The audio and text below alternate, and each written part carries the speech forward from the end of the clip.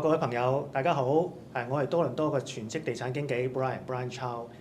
今日好高興咧，請到我哋喺安省嘅專業驗樓師 Desmond Wong 過嚟幫我哋咧分享一啲喺驗樓嘅知識。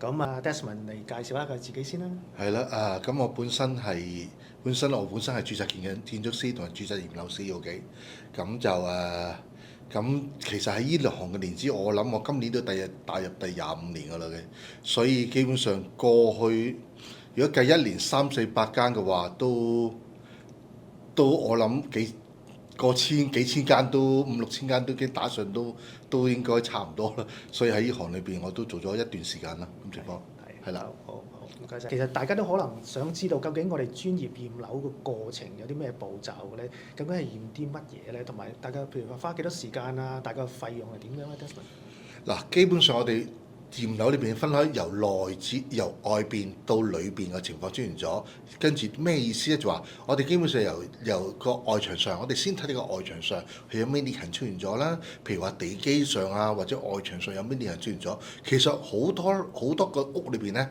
，10間屋我夠膽講句9間半都有裂痕㗎。唔好太過介懷，太過擔心。你唔好用亞洲或者去其他嘅地方去處理我哋加拿大屋。你要好理解到多唔多嘅温差實在太過嚴重啊！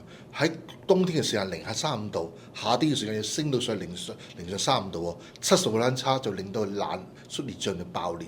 爆裂嘅情況出現咗就話有機會有漏水或者結構問題，呢個我哋先最主要嘅嘢。至於好唔好睇，我哋唔係我哋最主要因素嘅。你冇實際上你漏水啊結構，呢個最擔心嘅嘢。咁我哋因為專業驗樓師會知道咗，嗰條裂痕有冇機會啊？所以我哋會做法就係我哋喺外牆上影住啲裂痕嘅咩位置。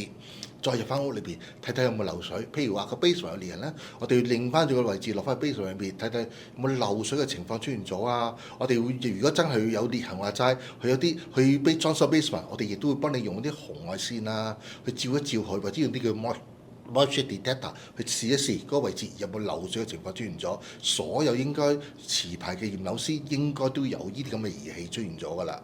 咁我哋亦都會睇睇佢個 basement 裏邊啦，譬如話我哋落到去個 basement 裏邊睇電氣系統啦、暖氣系統啊、排污系統啊，又或者係各方面嗰個佢有冇改過結構，各方面情況出現咗。但不過好多時就話，冬天當然。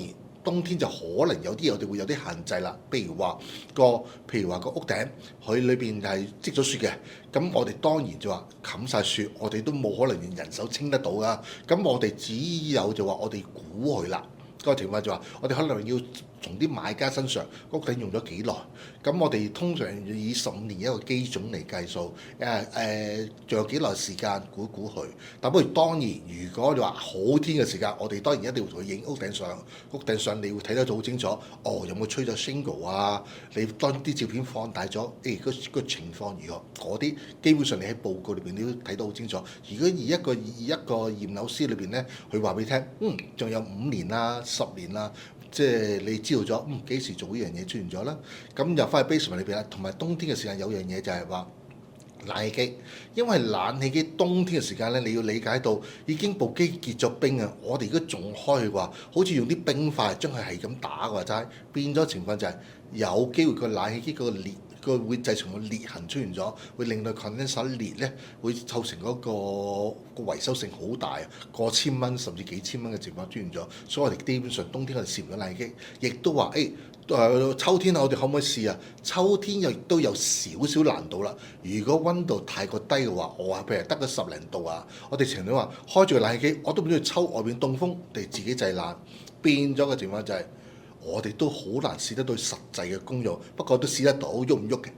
不過問題就話係咪真係實際？我哋先試得到温度啦。咁落翻我哋上翻去最頂嗰層啦。我哋基本上我哋同佢開水啦，我哋開去5分鐘、10分鐘或者10零分鐘試試佢啲水壓啦，有冇漏水啊？亦都有冇各方面嗰個啲水管淤塞嘅啲水管淤塞嘅情況出現咗啊！亦都同佢上去個 attic 上面啦 attic 睇睇啲保溫棉啊，有冇發毛啊？邊一類型啊？有冇小動物啊？亦都有冇漏水啊？睇下同外邊嘅比較，佢有咩情況出現咗？我哋影晒相，基本上所有驗樓師應該有晒呢啲相，做晒所有嘢。落晒個報告裏邊，嗰個客會清楚知道發生咩事啦。去到每一層裏邊睇啲門窗啊，有冇開得到啊、關得到啊，又或者係啲電電系統有冇反轉到啊？譬如好多師傅咧就將啲電線就中線火線反轉咗嚟插，變咗插電腦有啲問題出現咗。又或者啲門窗，好多人話嚴老師你唔係幫我驗埋嗰個。有冇漏氣嘅咩？唔好意思啊，嚴老師唔係一個 Energy Advisor，Energy Advisor 咧就幫你睇下有冇漏氣。嚴老師我哋基本上我哋工作就係話俾你開得到、關得到，唔好漏水，基本上嘅正常運作。漏唔漏氣咧就冇辦法啦，因為我哋就基本上呢樣嘢就可能你要再花少少錢，要請個 Energy Advisor 落翻落嚟。咁啊，當佢哋最後嗰層就話落翻去啲廚房啊，落翻其他情況，我哋亦都落得喺度，因為頭先開咗水啦，我哋都幫你用紅外線照照佢，有冇漏水嘅情況出現咗。所以 make sure 話幾樣嘢，我哋會做足晒所有嘢。所以跟我哋走一轉，基本上咧都大概都應該，你個半鐘兩個鐘都係一個閒閒地嘅事。呢兩個鐘我哋如果而家喺香港人好多時話齋，又叫做雞精班。如果你變咗呢兩個鐘，基本上如果你跟我哋行咧，你應該知好清楚，你係緊買緊間乜嘢屋翻嚟㗎啦。Desmond 講得好清楚，即係究竟驗樓係驗啲乜嘢係好詳細㗎。咁啊 Desmond 我想問下啦，嗱，正話你講啊，可能牽涉一啲獨立屋啊、一啲鎮屋啊咁樣樣啦。咁其實可能好多朋友都會買一啲公寓啊、柏文啊咁樣樣。咁喺公寓柏文上面，可能係咪會比較簡單啲咧？你驗啲乜嘢咧？當然係簡單啲嘅。不過公寓 apartment 裏邊咧，其實我哋有兩大因素，我哋會擔心嘅。個情況就話你買咩年紀屋，其實個情況就係話，因為咧喺成個北美洲喺早期嘅年代，大概95到2009呢段時間咧，出現咗一隻水管叫做 Kitec Pumping， 可能大家做行內人又或者有啲人都聽過㗎啦。呢隻水管，呢隻水管呢個情況就係話佢有機會隨時爆管。咁個驗樓師嘅工作就話：第一樣嘢要希望個 unit 裏邊唔好有呢樣嘢發生。就算有呢樣嘢發生嘅話，我哋要提醒個買家，有啲乜嘢你可能有個 wish 喺度，要做啲乜嘢嘢，可以令到佢改變呢個情況出現咗。咁另一樣嘢就話個 condo 裏邊亦都有啲電力嘅問題。點解咁講？因為有啲 condo 個承建商佢用嘅電系統同屋企嘅住宅嘅電系統完全唔同㗎。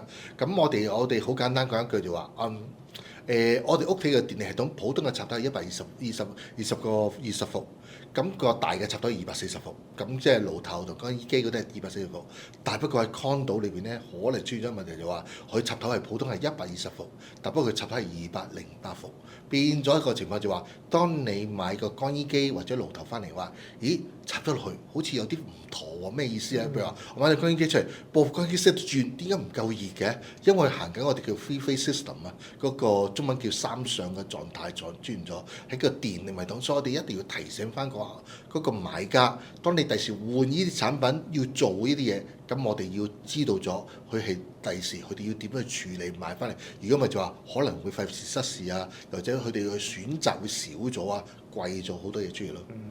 咁譬如亦都下面想問下咧，譬如話有啲買家可能會對一啲物業咧，可能有啲安全嘅隱患，譬如有可能大家成日會聽到嘅石棉啊、鉛啊，或者喺油站附近啊啲物業啊咁樣嘅。咁喺咁嘅情況底下，其實佢當要揾到嚟嘅時候 Desmond 你點樣同佢幫佢評估呢個風險，或者點建議佢？嗱，咁基本上咧，如果嗰個物業裏邊咧，我哋話我哋要追個 building code 追得好緊嘅個情況就話，如果咗個物業喺油站或者叫做 hydro tower 地方，而家個安省係15個 meter 嘅大個 radius OK， 即係如果你15個 meter 嘅 radius 裏邊咧係即係已經唔喺佢個範圍之內咧，基本上呢種物業咧喺佢喺安省嘅立場上係呢個住宅可以做得到嘅住宅嘅地方。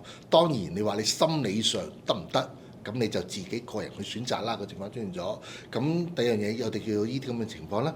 第二個情況就係話危險性嘅物質，你話譬如話早期嗰個裏邊，因為安省建築法1974年開始變咗，就話好多74年之前好多物業裏邊出現咗好多係啲叫做石面啦，又或者叫做 UFF 啊、UFI 啊，又或者係其他嘅啲物質出現咗，所以就話佢跟住去咗百幾年開始個 building 嗰啲 complete 啦，所以百幾年個石面嗰啲情況亦都少咗啦。所以我哋呢樣嘢，我哋基本上咧，所有驗樓師應該 train 過嘅，應該 train 過就話有一啲物質我哋知道咗，嗰嘢不過就話我哋見到嗰樣嘢，我哋都唔能夠話嗰樣嘢係嗰樣嘢，我哋只能夠寫句 suspect。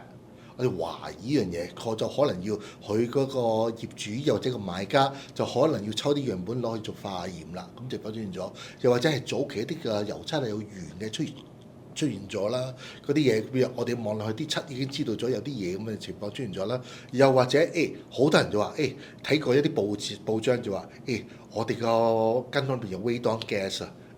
氡氣現象係啦，叫氡氣 OK。氡氣現象 radon gas 就話氡氣其實咧驗樓師亦都好難做嘅。點解咁講？因為 radon gas 我哋唔係話一去到喺短短幾個鐘頭做得到嘅。其實 radon gas 係要買一套 kit，嗰套 kit 要擺喺 basement 裏邊，可能收集咗一個禮拜或者一段時間或者一個月時間。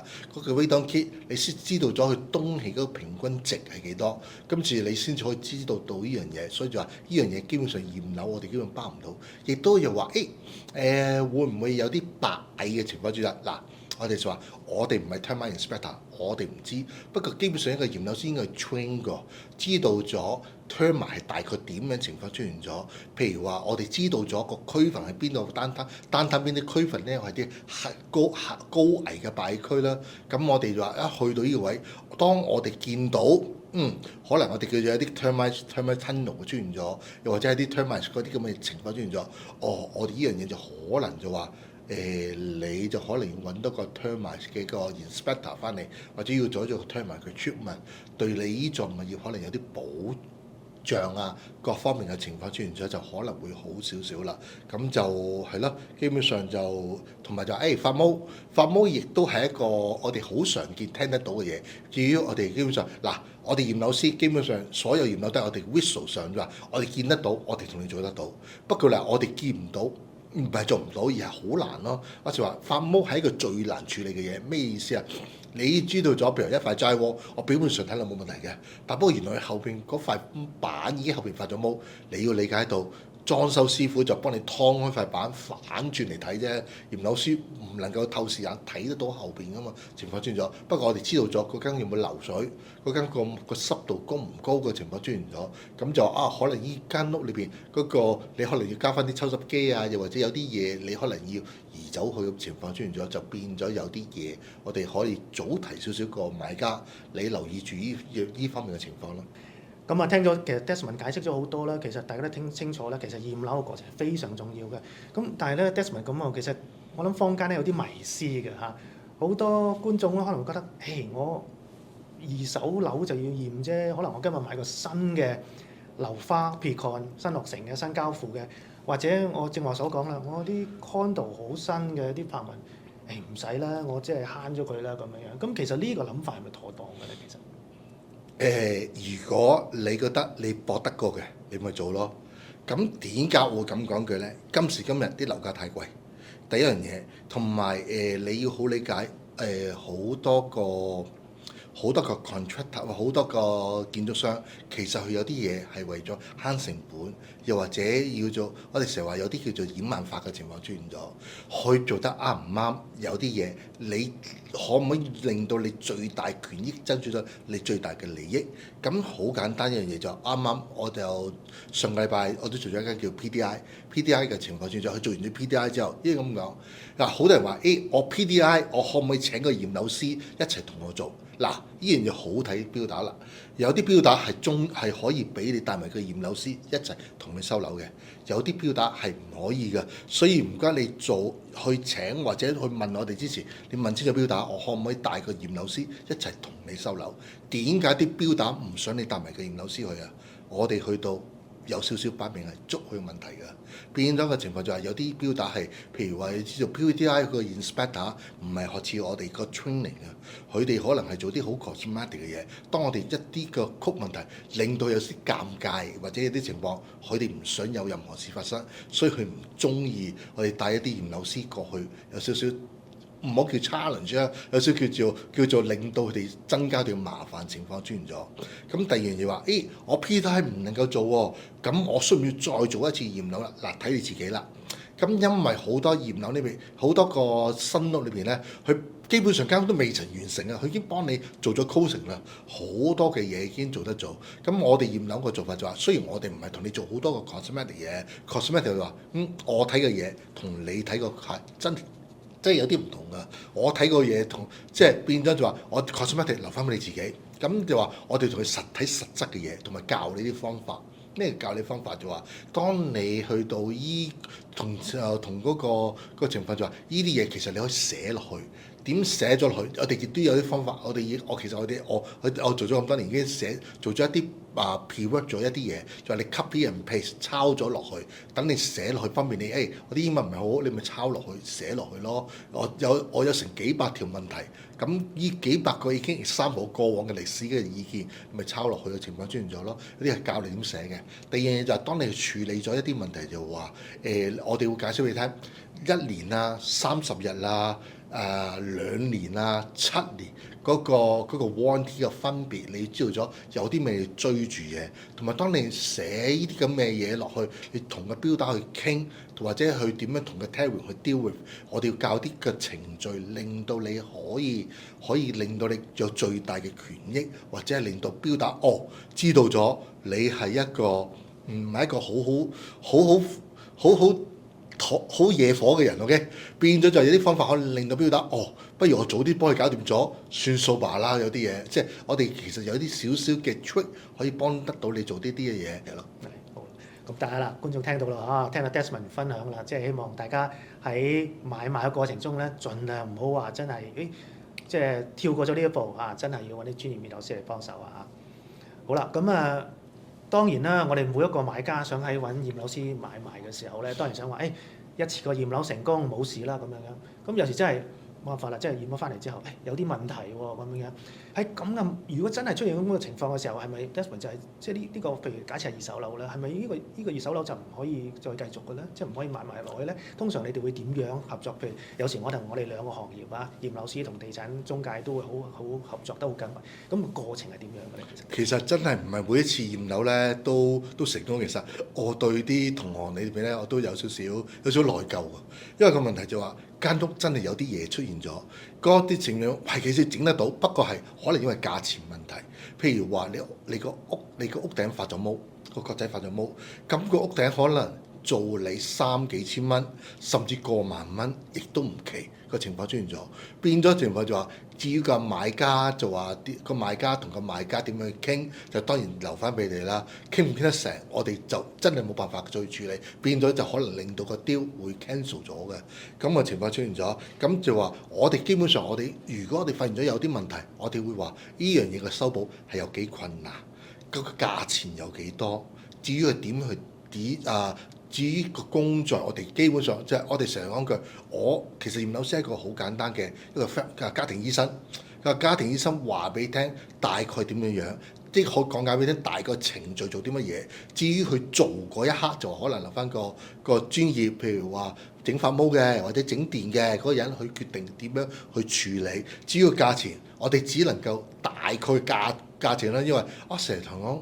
西人嘅價錢同中國人嘅價錢真係有少少嘅分別嘅區分嘅，嗰個情況就話可能有個 boundary 喺度出現咗。咁至於點樣衡量個中間位咧，咁就可能你要同嗰個對方嗰個 seller 同埋你自己嘅 agent 去傾啦。呢樣嘢可以幫你哋可以點樣去構成呢個問題。不過驗樓師嘅責任就係幫你間屋所有嘅問題揾咗出嚟。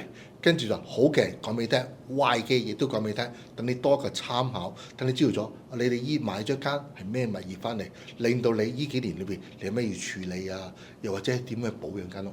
好，唔該晒 Desmond。嗱咁所以大家了解咯，觀眾即係其實驗咗樓，即係一旦有問題咧，其實都唔係話世界末日嘅，都係可以有方法解決嘅。不過其實最主要就係保護大家權益，等大家知道喺買入呢個物業嘅時候咧，知道更多應該點同你嗰個賣樓嗰個方面咧，去大家去協商啦、談判啦咁樣，好嘛？